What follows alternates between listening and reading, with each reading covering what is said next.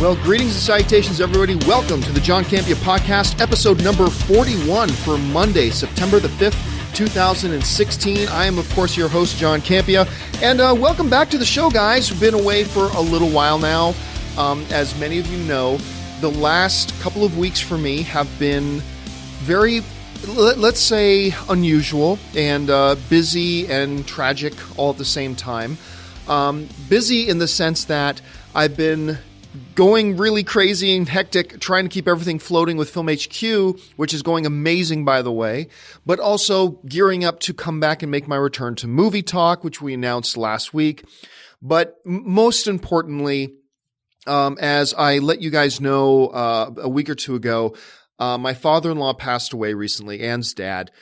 And it's just been not only dealing with that with the family has been very difficult, but also then, we had to wait about a week and a half or 2 weeks for the memorial services and, and then the funeral and, all that's been going on. And obviously that stuff has taken priority over the podcast, and I really appreciate the patience you guys have shown.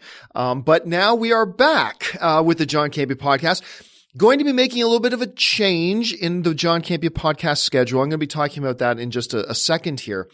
But first I wanted to talk about this. Last night, for the fourth year in a row, not counting last year because he didn't actually do a concert at the Hollywood Bowl last year, but for the fourth consecutive year that he's been doing it, Ann and I went down to the Hollywood Bowl, which, by the way, if you ever have the opportunity to attend a concert at the Hollywood Bowl, I would highly recommend it. It is an amazing venue to go and watch a concert. It's a great time. And Ann and I got to go and watch John Williams, the legendary composer, not just of Star Wars, but of Superman and Indiana Jones and Jaws and Harry Potter and you name the iconic Hollywood score. Chances are John Williams did it. And so, the concert was called John Williams, the Maestro of the Movies. And it was just an incredible show last night. Not only, to be there at the Hollywood Bowl and not only to see John Williams, but also John Williams is a terrific storyteller too. I have appreciated that over the years that we've been going to his concerts, is listening to John Williams in between pieces of music. He'll stop and talk to the audience for a bit and tell stories. And for instance, last night, he told a story that I had never heard. And now there might be some diehard Star Wars fans out there that did hear this before, but I did not hear this story before. At least I don't recall hearing this story before. But last night he was getting ready to play Princess Leia's theme. And he told this story beforehand. He says, look, like everybody else, when we made Star Wars, I didn't know Luke and Leia were brother and sister. He said, George never told me that. He said, so when I first composed Leia's theme, I actually composed it as a love theme for Luke and Leia. It was a Luke and Leia love theme that I was composing. And he went on to talk about how now, in hindsight, that was horribly inappropriate, which was really fun. And the audience loved the way he told stories. But the way he tells stories, not just of Star Wars, but we forget he's been like the preeminent film composer for 30, 40 years. And to hear him tell stories, not just about Star Wars, although obviously I am most interested in his Star Wars stories, but to hear him tell stories of old Hollywood and to hear him tell stories of the other old great composers. He told this great story last night about how, he kind of protégéed under the great Alfred Newman and how he and his wife were invited over to Alfred Newman's house one time because he was playing in Alfred Newman's orchestra for a while. And he got to meet Alfred's son, David Newman. And then last night, David Newman was one of the composers as well of the Los Angeles Philharmonic, which was doing the concert with John Williams. It was awesome. I had such a great time. If you ever get the chance to go and listen to John Williams, because the dude's 84, 85 years old now. Who knows how much longer he's going to be touring and performing like this. But if you get the chance, do whatever it is you need to do. You don't need to be a Star Wars fan. You just got to be a movie fan. Go. And what's funny too is Anne mentioned this during the performance last night. She was saying, what's really funny is like if you close your eyes for a second, this orchestra is playing so perfectly, you'd think you were listening to a soundtrack. Like if you didn't know any better and you just close your eyes, you would think for a second that we were not at a live concert. You'd think they were just piping in a CD through the speakers. That's how beautifully they played. So I highly recommend you get out there and check them out if you get a chance. So hey, now let's get on to my new schedule. As most of you now know, I am returning to Collider Movie Talk. Now, let me just restate what I have said on other things already, just to be really clear here. I am not returning to Collider to take over Collider Video again. I'm not doing that. Number one, they don't need me to. Number two, I don't have the time to do it because I have other projects, much like Film HQ, that is going extremely well and is really successful right now. We're still the number one show on the network on Comic-Con HQ, and that's just been amazing so far. But I also have other projects that I'm working on that I'm not allowed to talk about. I've signed little, non-disclosure agreements I can't talk about. I'm working on things even Dennis doesn't know about. All right. So I just don't have the time. I am strictly coming back to take over Movie Talk. And I'm excited about it. And, a lot of people would say, well, why are you coming back to take over Movie Talk? Well, because they asked. The job of running Collider Video, I mentioned this in a Facebook Q&A the other day. The job of running Collider Video has gotten bigger since I left. Because since I left, they've added like 4 or 5 new shows.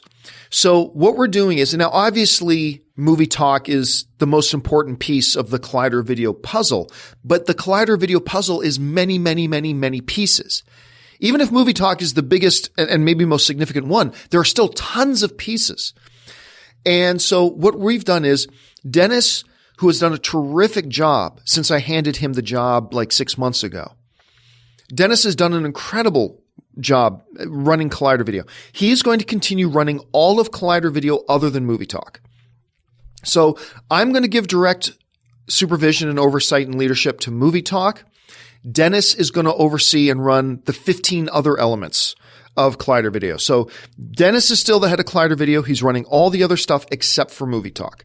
So Dennis is still overseeing Heroes, Jedi Council, Top 10, Nightmares, Best of, like all the other shows. Mailbag. Dennis is overseeing, giving direct supervision and leadership to all that. I'm just going to do Movie Talk. So I just wanted to be really, really clear on that. And I'm excited to come back and do it. I think it's going to be fun. The fact that it's only Movie Talk means I have the time, at least a little bit. I have the time to do it, and I'm very stoked about it. I'm very excited. Now, what that is going to mean, though, is, prior to my father-in-law passing away, I was trying to do 3 episodes of my podcast a week. That's simply not going to be possible anymore. So from now on, the John Campea Podcast is going to continue, but it's only going to be once a week. It's going to be Mondays. So new episodes of the John Campea Podcast will air on Mondays. Unfortunately, I just don't have the time to do it multiple episodes a week. So it's going to be Mondays for the John Campea Podcast. And I hope that still works for you guys. I'm excited to do it. This podcast is just a hobby of mine. I don't make money doing this podcast. Like, this isn't part of my job. This is just a fun hobby. I enjoy just getting in front of a microphone without cameras on me. And interacting and taking your emails that you guys send in to me. And that's what I'm going to do now for the rest of this episode. I'm just going to take your guys' emails that you guys have sent in. How do you get one of your questions on the John Campea Podcast? It's very simple. You just email me at thejohncampeapodcast@gmail.com. Once again, that's thejohncampeapodcast@gmail.com. Every question I'm about to read right now was sent into the johncampeapodcast@gmail.com, and that's how you can maybe get yours on this show as well. So, got a few things to talk about today, and we're going to talk, first of all, I'm going to take this one because, I don't address this very much, but I figured it's got to be addressed at least once. So here's the question. The question comes from Philip Dagostino, and Philip Dagostino writes, "Hey, John, really excited you're making your triumphant return to Movie Talk this week." Well, thank you very much, Philip. But as a longtime fan, I have to ask, why do you keep leaving and returning? Isn't this like the 3rd time? Are you sticking around this time? I'm not trying to give you a hard time. I just really needed to ask. All right. Thanks a lot for the question, Philip. And fair enough. And it's funny, in the comments I get both on Twitter and on YouTube, And when we announced my return to Movie Talk, in the midst of all the amazing support that you guys sent in, there were a number of comments, understandably so, from people writing and saying, Campea should make up his mind. He comes, he goes, he comes, he goes. Okay. I just wanted to set the record straight on this. Okay. I want to be very, very clear, and do me a favor, all you filthy people, all my filthies out there, do me a favor. If you hear people asking the question, why does John keep coming and going, please refer them to this point in this podcast. All right. Or set them straight, set other people straight. If you see this comment left, it would help me out a great deal. But here is the bottom line. This is the setting the record straight on this question. Okay. The reality is I only ever left Movie Talk once. Now, whether Movie Talk was under AMC or whether it was under Collider, I only ever truly left once. And that was 6 months ago. That's the only time I truly left. Now, it is true that I tried to leave a little over a year ago. I guess it's been longer than a year ago now, but it is true, a year and a half ago. I tried to leave like a year and a half ago when it was still under AMC. I tried to leave, but here's what happened. I tried to leave AMC Movie Talk at the time. It was called AMC at the time because we were still working with AMC. Wonderful company. I love that company. And I love the movie theater chain. And what had happened was there were some other things involved as well. But, I had been doing Movie Talk for a long time. And I had been looking forward to trying new things. And I felt at the time, this is back when it was still at AMC, I felt at the time that, hey, everything's in good enough shape that I can leave, and I was going to leave it to Dennis, and Dennis is going to be able to carry on this thing, and everything's going to be great. So I announced that I was leaving, fully expecting that everything was going to be fine. The problem is that after I had left AMC Movie Talk, I found out that AMC then later decided, and I think they were very wrong. I respect them a great deal, but I disagreed with them on this. I felt they made a mistake. AMC had decided that AMC Movie News, AMC Movie Talk could not function without me there. I disagree with them. I thought it could have functioned just fine. However, they made the decision that they didn't feel that, and that was within their prerogative to decide this because they were paying the bills. AMC decided after I left that AMC Movie Talk could not continue without me there. Now, they didn't make this decision right away. It took them a few weeks. And when I found, and by that point, I was already getting ready to make my next move. I had been talking and taking interviews with people and taking meetings with people. And I had pretty much decided what I was going to do next. And then the leadership at AMC let me know, because I stayed close with them, that they decided they were going to shut AMC Movie News down. That means no more Movie Talk. That means everybody that I had spent years developing was going to lose their jobs. Everybody was losing their jobs at AMC Movie News, and Movie Talk was going to shut down permanently and all that kind of stuff. It was because of that the only option that I had, and remember, I had already left. The only option I had left and available to me to A, save everybody's jobs, and B, keep Movie Talk going, was to bring the whole operation with me over to Collider. I had made a deal already in principle with Complex Media. That Complex Media is the company that owns Collider. I had already made a deal as an individual that I was now going to move to Complex and start doing some stuff there. However, when I found out that AMC was going to shut down Movie Talk and everybody was going to lose their gigs, I talked to the people at AMC and I talked to the people at Complex and said, hey, what if we change plans here? What if instead of doing what we were going to do, what if we take this whole operation, this AMC Movie News operation, and we lift it all up and we bring it all over to Collider? And what if we do it that way?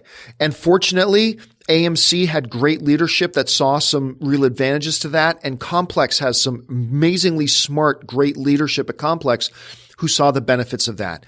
So you see, while I tried to leave Movie Talk at one point a year or a year and a half ago, I wasn't actually able to do it. And I mean, I guess I did kind of leave, but I didn't go back to it. It came back to me. It was the only choice I had. And I don't regret the choice. I think it's great. I think it was wonderful, but I tried to leave, but in doing so, Movie Talk was going to be shut down. Everybody was going to lose their jobs. The only thing I could do was to then bring it with me over to Collider, and we started Collider Video, and that's how that all went. So yes, while 6 months ago in February of 2016, I did leave, that was really the first time I ever truly was able to leave. Because, we were now at Collider, and I knew that everything was safe and secure now. I knew that if I left Collider now, Complex wasn't gonna pull the plug on Collider Video. Collider wasn't going to do what AMC was going to do, which was just pull the plug on the whole operation. I knew that everything was safe and secure. We had great leadership in place. Dennis was there. Mark and Christian, one of the last things I did before I quit was work with Mark and Christian to help them secure new deals. We secured new deals to bring the Schmoes Know Show under the Collider umbrella. We executed the deals to launch the movie trivia show. I had everything in place. So it was safe and secure. And now finally, back in February, I was in a place that I could safely, after running this thing for like 6 or 7 years, I was finally in a place that I could leave and pursue these other projects that I had always had to say no to. And, one of those projects is Film HQ. I mean, I have to pinch myself every week that I get to work with a company like Lionsgate and a company like Comic-Con on the Comic-Con HQ network to run this Film HQ show. And I couldn't be happier with it. And the networks couldn't be happier with it. We are the number one show on the network, at least the number one original programming show. We're super excited. We're working with people like Nathan Fillion and Mark Hamill, and it's like everything's going great. Then there are other opportunities that I had that I'm not allowed to talk about, but there's other opportunities that I'm able to be involved in now too that I just could never have done while still trying to run Collider Video. So when people ask me the question, why do you keep coming and going, keep coming and going? The real answer is I only ever really left once.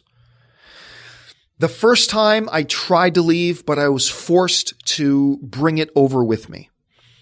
This time I was able to leave, and I'm able to sort of come back because I'm only doing Movie Talk. I'm not running all of Collider Video anymore. I'm only doing Movie Talk. And that is a much smaller time commitment than trying to run all of Collider Video. And fortunately, we have a great guy like Dennis Zen in place to run the rest of Collider Video. And he and I are working very closely together as we have for the last 7 or 8 years. So anyway, I hope that answers your question about how can I come and go, come and go, come and go. Bottom line is I've only ever left once. I tried to leave once before. That got nixed on me because of things outside of my control. The only thing I could do to save Movie Talk and save everybody's gigs was to bring it all over with me to Collider, and it's worked out great for everybody. So anyway, that's that. Let's now move on to the next question. The next question comes to us from Chris Warden. And Chris Warden writes, "What's up, John? I hope you and Ann had a great summer. Is there any chance you can publicly debunk this rumor going around that Suicide Squad needs to make $800 million at the worldwide box office just to break even? I personally can't see any studio head greenlighting a film project that needs to make that much to break even at the risk. The risk is just too high." Thanks a lot, Chris. Well, some of you may have heard that story going around that Warner Brothers needed Suicide Squad to make $800 million worldwide. Obviously, it's not going to make $800 million worldwide just to break even. That is bullshit. It's bullshit. Now, here's where that came from. The report comes from the Hollywood Reporter. And I'm saying the story is bullshit, but I 100% believe the Hollywood Reporter when they say they were told this. Hollywood Reporter does not go around making up stories, okay?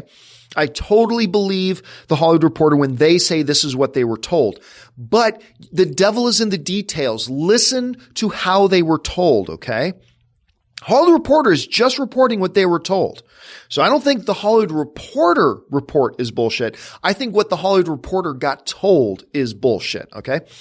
So the story comes from a report in the Hollywood Reporter who, while at the Suicide Squad premiere, overheard an unnamed anonymous quote-unquote executive, that can mean anything, saying, yeah, they need to make between 750 and 800 to break even. If they get even close to that, they'll consider it a win. That was the report. That is what they were told. Some executive, which could mean the juniorest of a junior vice president up to the CEO, it could have been any one of 75 people, said offhanded at an event. So it wasn't on record, wasn't with a spreadsheet in front of them, says blah, blah, blah, has to do this. Now, understand this.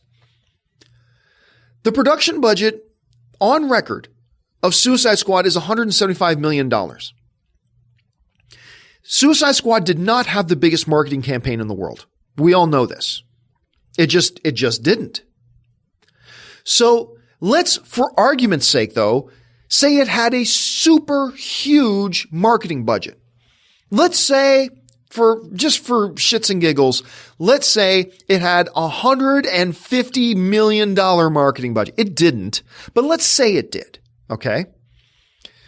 So that means now between the production budget and the P&E, you're looking at 175 plus 150. So you're looking at $325 million. Okay. Now, that does not mean that their break-even point is $325 million. Because you got to remember that roughly speaking, each film is unique, but roughly speaking, just generally speaking, you'll be in the right ballpark. You got to guess that the theatrical take, that means the movie theaters themselves, keep about 1/3 of the box office dollar. Okay? That roughly means if a movie makes $300 million at the box office, the studio really only gets $200 million of that. Because 1/3 of that $300 million, in this case, $100 million, 1/3 of that $300 million stays with the movie theaters because the movie theaters got to pay their bills too, right? The places, the places we actually go to see the movies, they keep 1/3, roughly. So if we're saying that Suicide Squad had like an all-in expenses of about $325 million, which is monstrously big, then let's say, what do we got to do here? Let's say if it was, let's just go ballparks, okay? So if the movie made $600 million at the box office, right? Roughly take away about 1/3, that's $400 million. That's $400 million the studios made on a $325 million expense thing. The notion that, so just at $600 million, at $600 million, Suicide Squad makes money. They don't just break even, they make money. You're probably looking at around 550, 560. 550, 560 is probably the ballpark you're realistically looking at for Suicide Squad to break even. That's probably the rough ballpark. A movie, for a movie to have to make $800 million just to break even would have needed like, oh my gosh, like a $250 million production budget with like $300 million in advertising. No, it makes no sense. And what Chris is saying in his letter is, why would a studio executive greenlight a movie that just has a break-even point at $800 million? They wouldn't. They absolutely wouldn't. Suicide Squad made money. Look, I am somebody who liked Suicide Squad. I didn't love it. And I am one of those people that even though I liked it and I gave it a positive review, I totally see all the flaws in it. And I can totally understand why there are people who hated it. You'll never hear me argue with somebody who hated it. Like somebody comes up to me and says, hey, I hated that movie. I say, I get it. Why did you hate it? And they'll say, because of this, this, and this. I say, yeah, I can see your point. I said, for me, it worked, but I could totally see why it didn't work for you. I totally can. It should have been better. While I liked Suicide Squad, it should have been better. All right. But this notion that Suicide Squad needed $750, $800 million, it just doesn't factually make any sense whatsoever. Again, I totally believe the Hollywood Reporter that that's what they heard. I totally believe the Hollywood Reporter when they say that's what they heard, and therefore they reported it. I have no qualms with the Hollywood Reporter on that. I just highly question the circumstances in which they heard it. I highly circumstances who it was they heard it from. And I highly question the formality under which the circumstances in which they heard it. Some unknown anonymous quote unquote executive speaking off the cuff at a premiere. I'm sorry. That just doesn't hold up against all this other mountain of statistics and numbers that just say the idea of Suicide Squad needing to make $800 million is ludicrous. Suicide Squad made money. It made money. Warner Brothers did not lose a dime on Suicide Squad. Okay. They made money. Did they make a ton? No. They probably should have made more because the movie should have been better. And they probably could have made it for less expensive than $175 million too. But the bottom line is this movie's made about $675 million worldwide. This was a profitable movie. All right, let's move on to the next question. And the next one comes from John Michael Nobushar. I hope I'm getting your name right, John. Anyway, John writes, what are your thoughts on people who say Star Wars The Force Awakens will receive the same backlash as The Phantom Menace over time? Personally, I think that's nonsense. Yeah, you know what, John? I've heard that too. I keep hearing people say that about The Force Awakens, that, eventually the same thing's going to happen to The Force Awakens as happened to The Phantom Menace, because eventually people turned on Phantom Menace. The same thing's going to happen to The Force Awakens. I completely disagree. Now, look, I am one of those, because it's Star Wars, sigh, because it's Star Wars, I wanted The Phantom Menace to be good so badly. So badly did I need The Phantom Menace to be good that I walked in and I walked out going, yes, I loved it. And I think there's a part of me that always knew I didn't. But as I went back to the theater 17, 18, 19 times to see it over and over again, each time I saw the movie, the truth started to sink in more and more that this movie's not any good. I mean, till my dying day, I will defend the pod race scene. Aside from the stupid two-headed announcer, that was, oh my God, that was so bad. Anyway, aside from the stupid two-headed announcer during the pod race scene, I contend that the pod race scene is awesome. And I also contend that the lightsaber fight between Qui-Gon and Obi-Wan and Darth Maul was awesome. I loved it. I even like CGI Yoda, even though there was a good number of practical Yoda effects in there too. But the movie was bad. It just was bad. And right from the second time I saw The Phantom Menace, I realized, this isn't as good as I thought it was, but I still love it. And it probably took me a good 3, 4, 5, 6 months to really embrace the fact that, okay, that wasn't any good. That really wasn't any good. I was lying to myself. I was blinding myself. Now, cut me some slack. That was 18 years ago or 15 years ago, however long it was. No, it was 18 years ago. Good grief. Time flies. That was 18 years ago. All right. But, I'm old enough to remember that, to remember when that came out. And I'm sorry to the people who say the same thing is going to happen to The Force Awakens. It hasn't. It's been a very different experience. Like, that backlash to The Phantom Menace, it was immediate. I wasn't one of the people who hated it immediately, but watch any of the documentaries about The Phantom Menace. The backlash on The Phantom Menace was immediate. It got worse as time progressed because it took some people like me to realize just how bad the movie was. But that has not happened with The Force Awakens. And as a matter of fact, I've seen The Force Awakens 7 or 8 times now. And every time I watch it, I actually like it a little bit more. I still have my problems with it. I still don't think it's as good as any of the original three, but it's certainly a mile better than any of the prequels. And I think it's a very good movie. I really like The Force Awakens. I put it as my number 4 best Star Wars movie. Anyway. And so I just see the trend being quite the opposite of what it was during The Phantom Menace. So, I mean, that's cool. We can all have our opinions, and you can be of the opinion that you think everybody's going to suddenly turn on The Force Awakens. But as somebody who lived through The Phantom Menace coming out, and I saw how the backlash to The Phantom Menace happened, it's just not the same thing.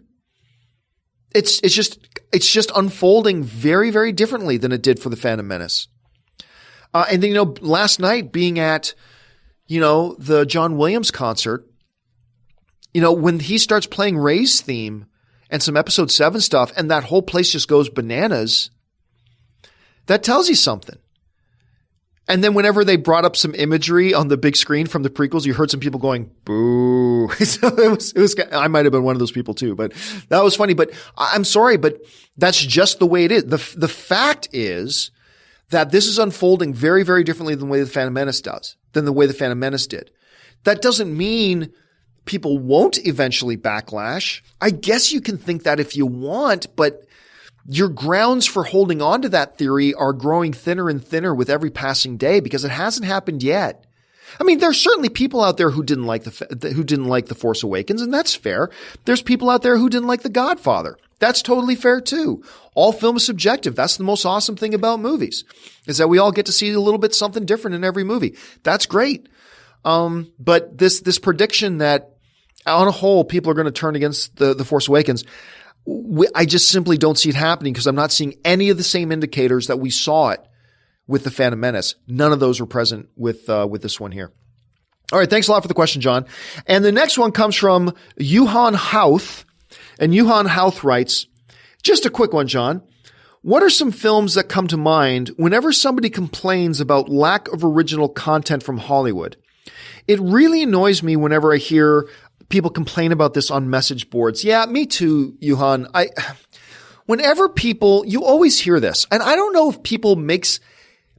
if it makes people think like they know something, or they think it makes them look like they know something when they complain about, Hollywood doesn't make original films anymore. It's like, do you think that makes you look smart when you say that? Because to me, it just makes you look like you don't know what you're talking about. Hollywood makes more, I've said this before, you've heard me say it. Hollywood today makes more original films than it ever has in its history. Now, it's also true to say that Hollywood makes more sequels, reboots, and remakes today than they ever have before in history. That is also true because the overlying truth is today, Hollywood makes more movies, period, than it ever has before in its history. The film industry, not just Hollywood, but the film industry puts out more full-length, feature-length, and wide-release films than at any other time in history. So that means you're going to get more sequels, more reboots, more remakes than ever before, but you're also getting more original films than we have ever before. So let's look, different people identify quote unquote original films differently, but let's go with this as our barometer. Okay. An original film is any film that is not a sequel, a reboot, or a remake. A movie can be based on a book and it's still an original because every movie starts with an idea. Whether that idea came from a writer writing a book or a writer writing a screenplay, every movie comes from a starting idea. The question is it an original film? In the case that it was never put, this idea was not put to film before. This is the first time it's being brought to film. And we'll rule comic books out of it, okay? Even though we shouldn't by our definition, let's rule comic books out of it. So is it true that Hollywood doesn't make original films anymore? That's nonsense. That's absolute nonsense. Like 3 of the best movies this year, they're in theaters right now. All right. You got Don't Breathe, which is awesome. You got Hell or High Water, which is probably one of the top 5 best movies of the year. And you've got Kubo and the Two Strings, which is not much doubt in my mind is the best animated film of the year. And probably one of the top 10 best movies of the year overall is Kubo and the Two Strings. These are all original films. What's the problem? The problem is that we get all these people. You probably, if you follow me on social media, you've heard me say this on Facebook a few weeks ago. The problem is you get all these people complaining about there's no original films, and then Hollywood puts out all these original films and they don't go see them. And yet these will be the same people that cry that Hollywood doesn't make original films. It's like, Hollywood doesn't make original films. Don't Breathe, Kubo and the Two Strings, and Hell or High Water are all in movie theaters right now, and they're doing badly at the box office because you're not going to see them. Hollywood doesn't make original films. Shut up. Yes, they do. Yes, they do. As a matter of fact, if we go by that whole idea, I was saying that, look, an original film is any film that has gone from concept to the screen for the first time. It's not a sequel. It's not a remake. It's not a reboot. Okay, let's look at the release schedule. Okay, right now. Let's look at the release schedule. Opening up this week, you got The Disappointments Room, original. You got Sully, based on a true story, never been put to film before. This is an original film. When the Bow Breaks, original. The Wildlife is original. The Blair Witch is a sequel, so that does not count. Bridget Jones' Baby, sequel. That doesn't count. Snowden, that's an original. Magnificent Seven, remake. Storks, original. Deepwater Horizon, original. Masterminds, original. Miss Peregrine's Home for Peculiar Children, original. Birth of a Nation's original. Friend Request is original. The Girl on the Train is original. Middle School, The Worst Year of My Life is original. The Accountant is original. Max Steel, based on that was also a cartoon, so we'll say that one's not original, all right? But you're getting my drift. I just read through all the films opening up September, and the vast majority of them are original films, never been put to film before.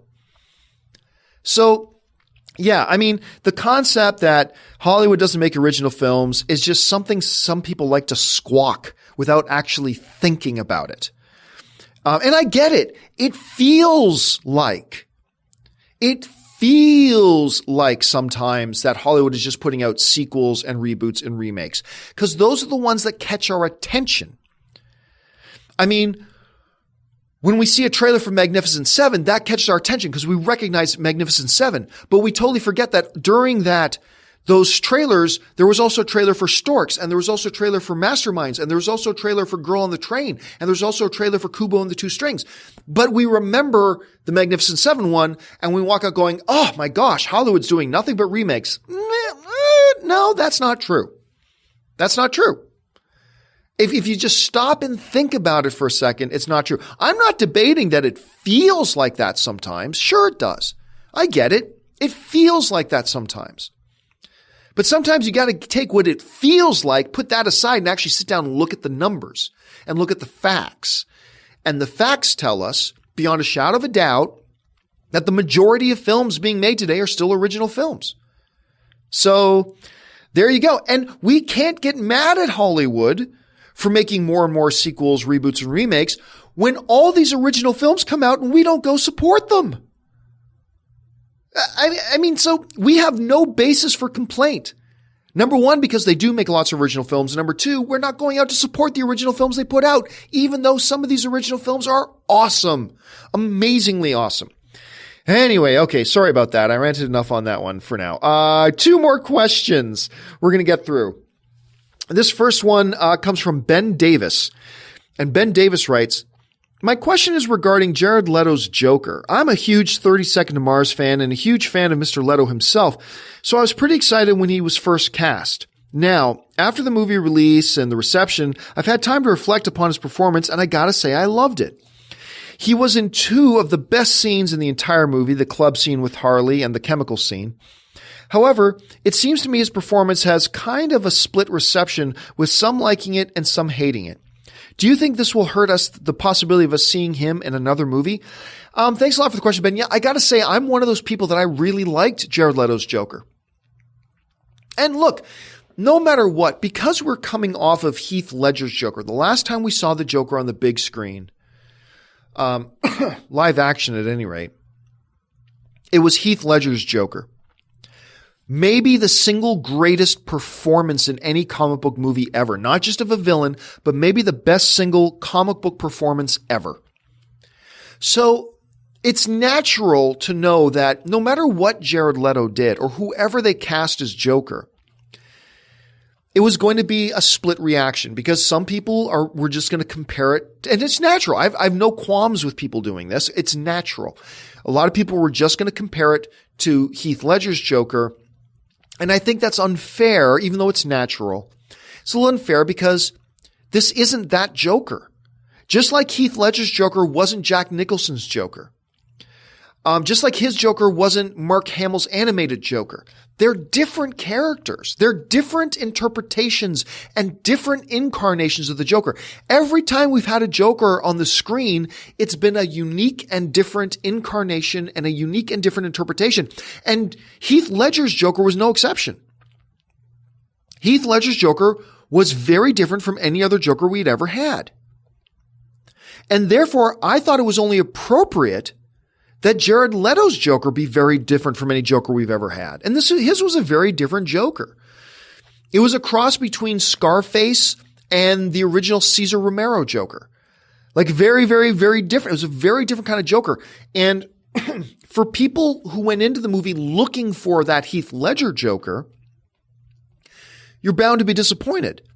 And I get that, and that's cool. For me personally, though, and this is just me personally, there's no right or wrong answer here. I'm just saying for me personally, I really appreciated the Joker he brought.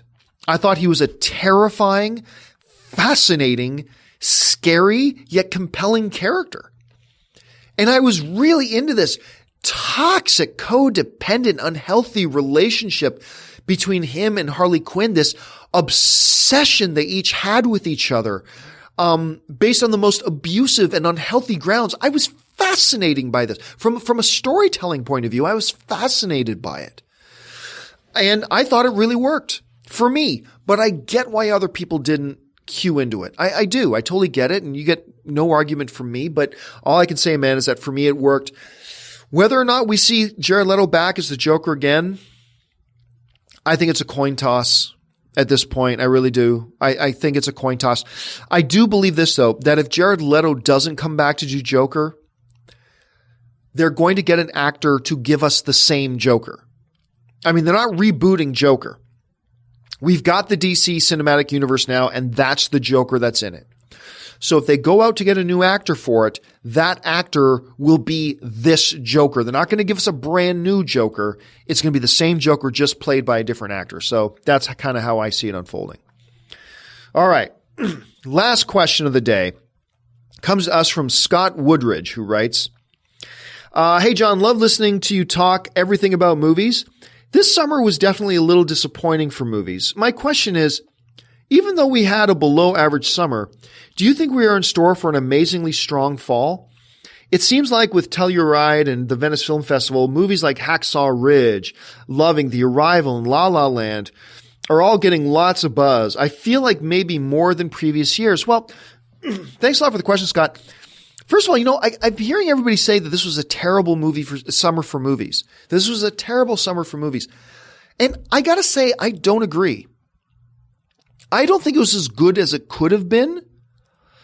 But listen to this. The understanding that now the summer movie season starts in May. That's just when it does. The summer doesn't start in May, but the summer movie season starts in May now, okay? And if you go down the list, we've had Finding Dory, which I think was a really solid film. Captain America Civil War, which right now is kind of tied for me as my favorite film of the year. Secret Life of Pets was real good. I like Suicide Squad. Jason Bourne was kind of a yawn. X-Men Apocalypse was underwhelming. Star Trek Beyond, I thought was really good. Central Intelligence, I thought was really funny. I thought The Legend of Tarzan was better than a lot of people make it out to be. I thought Bad Moms was much better than I thought it would be. Conjuring 2 was great. Pete's Dragon was great. Lights Out was great. Don't Breathe was great. I thought the BFG was really good. So, I mean, there have been a lot of good movies. Yes, we also got some Independence Day resurgences. Yeah, that was a big bust. Ghostbusters. Well, I like Ghostbusters. It was a huge bomb. X-Men Apocalypse, like I said, was underwhelming. Suicide Squad got really mixed reviews.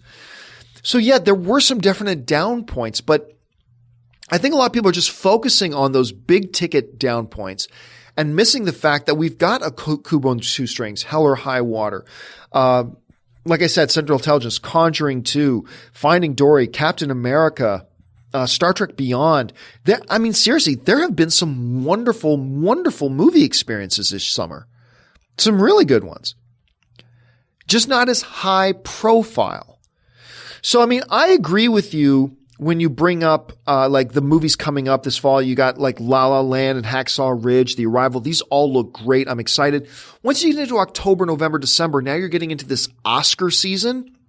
So you can anticipate to see some really great high caliber movies coming out. But you know what? To be honest, when I sit down and think about it, this summer to me wasn't all that bad. It wasn't as good as it could have been. Absolutely. I do wish Ghostbusters had made a bigger splash than it did. I do wish X-Men Apocalypse had been better than it was. I do wish Suicide Squad was better than it was. Even though I liked it, I do wish it was better. All that's true. But there were a lot of really good movies, and I just think they're not the big ticket movies, so we're kind of forgetting about them. But overall, I think it was a damn decent movie for summers. It certainly wasn't the worst in my record. I can think of some worse ones. But anyway, that'll do it for me, guys. For this installment of the John Campea Podcast, thanks a lot for joining me. Don't forget, you can follow me on social media, on Facebook, on Twitter, on Instagram. I'm especially active on Facebook and Twitter, but I am using Instagram a little bit more. And you can find me on all those channels simply at John Campea. Make sure you subscribe to this podcast. That'll do it for me, guys. So I will be back starting tomorrow. That's Tuesday on Movie Talk. I'm really excited about it. And then don't forget, also find me on Comic-Con HQ every Saturday morning with what I think is the best movie show in the frickin' world, Film HQ. Obviously, I'm a little bit biased. Film HQ every Saturday morning on Comic-Con HQ. So that'll do it for me, guys. Thanks a lot for joining me. My name is John Campea, and until next time, bye-bye.